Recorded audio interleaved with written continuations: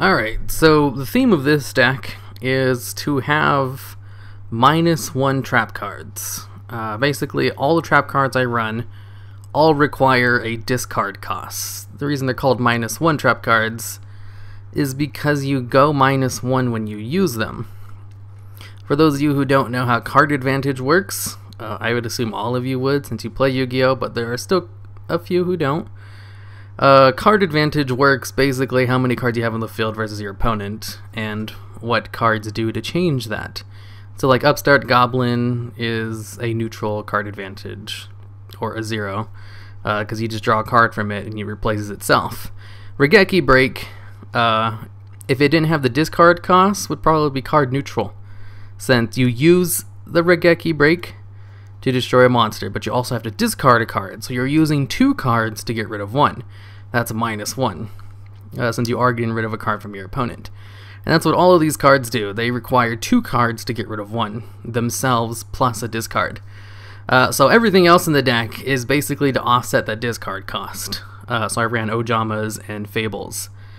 And it worked out way better than I thought it would. Like, the deck has some really nice internal consistency. The Fables work well with Ojamas, because, well, they get discarded. The Ojamas work well with the discard because Ojo Magic, if it gets discarded, you could go +2. Which is really good for offsetting the -1 inherent nature of all of the trap cards. The trap cards themselves are all good.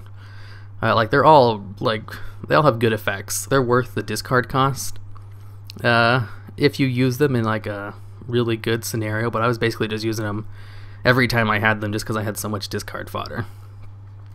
And I forgot what I was talking about. Oh yeah, the Ojamas and the Fables. They work well together, basically because the Ojamas actually have a really large toolkit of XYZ monsters. Since they can go into Ronin Raccoon, that allows for some really nice beatdown plays.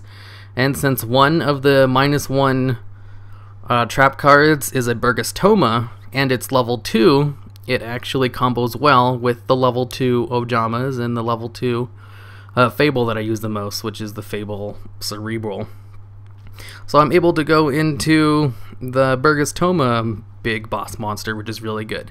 He's a spell speed to destroy any card in the field effect. He's also immune to monster effects.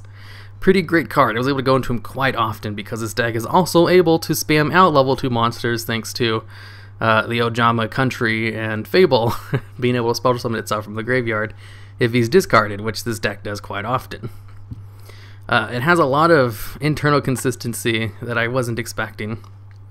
I was basically just using these cards because I thought it would offset the -1 nature of all the trap cards, because that's what I built the deck around, and it actually ended up just working out very beautifully with each other.